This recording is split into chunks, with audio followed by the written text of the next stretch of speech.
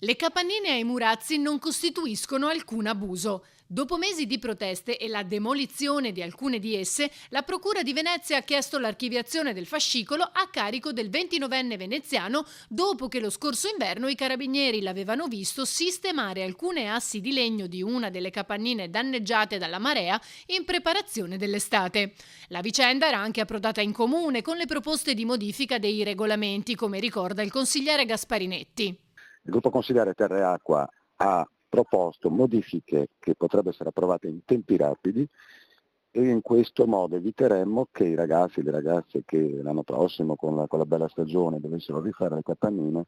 si espongano ai rischi che abbiamo potuto toccare con mano. Spetterà al giudice per le indagini preliminari ora esprimersi sulla richiesta di archiviazione del PM e se così fosse le tradizionali capannine sarebbero definitivamente salve. La cosa triste è che nel frattempo comunque sono state rimosse e demolite decine e decine di capannine, perché prima che arrivasse l'archiviazione era partita la forza pubblica con grande spiego di mezzi e devo dire che nel momento in cui Venezia era invasa da borseggiatrici, scatolettisti e topi d'appartamento, l'impiego della forza pubblica per demolire quelle capannine forse è stato un gesto che ci saremmo potuti risparmiare, visto anche l'esito finale che appunto è l'archiviazione. Poco prima della festa del Redentore, infatti, si erano presentati ai Murazzi gli operai incaricati dal comune, su indicazione della procura,